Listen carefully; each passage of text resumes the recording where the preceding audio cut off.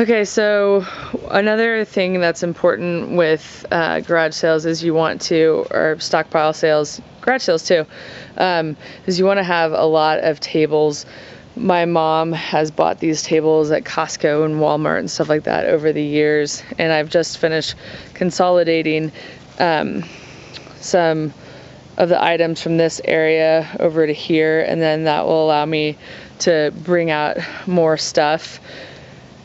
And I wanted to talk more about pricing. So I try to price things half of what the sales price is.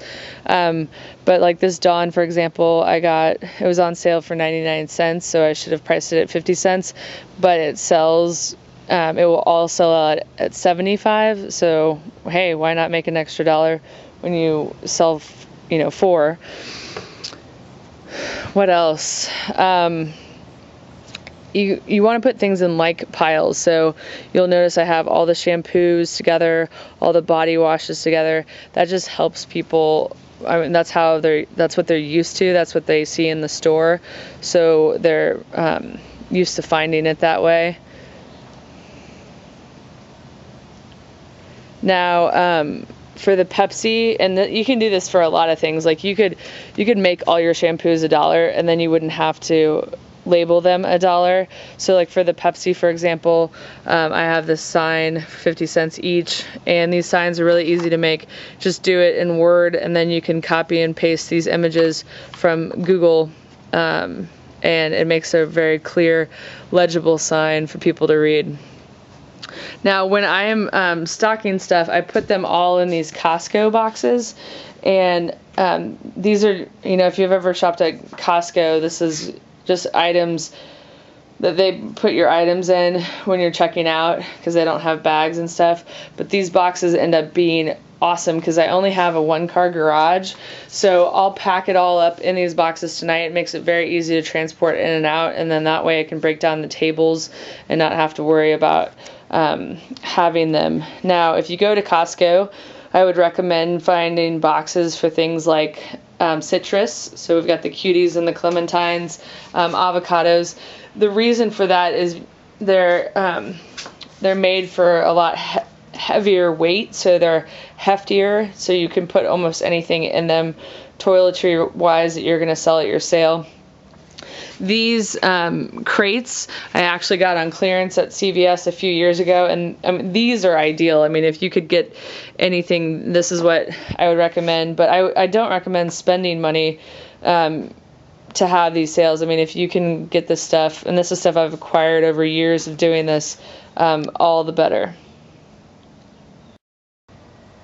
Okay, so another thing that you want to do is, whenever you go someplace and you get a bag, in CVS obviously you're not going to have a bag because you've got your bag tag and you want to bring a reusable bag, but in the cases where you actually get a bag or you get carry-out food or whatever, save all those bags, because these are great to give to people when they check out at your garage sale, and it's just a nice convenience to have. Now, another thing that we do is we collect people's email addresses, and I'm going to so just on a sheet of paper, I've got the email addresses, and I'm going to fold this in half, but I have them write their email address with a Sharpie marker, because that helps it be more legible for me to read, and then I just add all these email addresses into an Excel spreadsheet, and we send an email out the Wednesday before the Thursday of the sale so they can come to the sale, and that also helps your traffic. And traffic is so important with these garage sales, because that's how you're going to make money. If you have a website about anything that people might be interested in, like mine, I have postcards out that people can pick up and they can learn more about it. And I will bring it up if they are asking questions, and people will ask questions when it comes to this kind of stuff. They'll ask you, like, did you rob a pharmacy?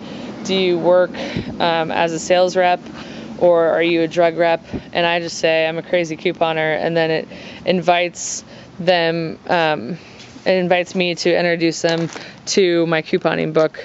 So that works out great. All right, and lastly, one of the things that you want to consider when you're having a garage sale is, depending on your neighborhood, they might require that you have no parking signs, so that people don't park on both sides of the street and then your neighbors can't get through. My neighborhood requires no parking signs. Plus, you have to rent them for $1 each, and then when you return them, you get your money back. But they also only allow me to have 2 garage sales a year, and the importance of putting out even garage sale signs, like garage sale at your address with an arrow pointing, is so crucially important, because you've got to get good traffic so you can make the sales. But that email list that I mentioned earlier also helps. You also want to put an ad on Craigslist that lists your address, the time of the days and times of the sale, specific items you have in the sale. That is crucial, because a lot of people on Craigslist search for a specific item. They might not even be searching, they might not even be looking through the garage sales. So that is another great thing. And then, you know, respond to questions if they have them, because that's so important to have that communication. But the biggest thing on Craigslist is to make sure that you have the garage sale listed, what area of the city you're in, the time and days that you're going to have it. And beware, because some people will come early, and that's just not very fun. So that's how you have a stockpile garage sale. If you have any questions or concerns that I didn't address in this video, please feel free to share them in the comments below, and I will be happy to answer any questions that you have. I don't know if I mentioned this, but when the sale is over and I might have, you know, a box or 2 of hair color, maybe one of these diabetic meters and some toothpaste, I put them all in those Costco boxes that I showed you earlier, and then donate them to a battered women's shelter. It's a great way to get the stuff out of my house, and also a great way to help some women in need. Thanks so much for watching, and I'll see you next time. Okay, so now it's nighttime, and I have all the things from the garage sale packed up in boxes stacked on the table. So you can see that this is also how I store them. So if you've watched Extreme Couponing on TLC, you know, people have really nice shelves and all that kind of stuff that they store their stuff in. But I just put mine in Costco boxes. And after the first day of the sale, you have enough stuff. I mean, you have it all organized that it's very easy to put everything in, you know, like all the deodorants I have together. I've got dental stuff and maxi pads that they kind of go on the same table together.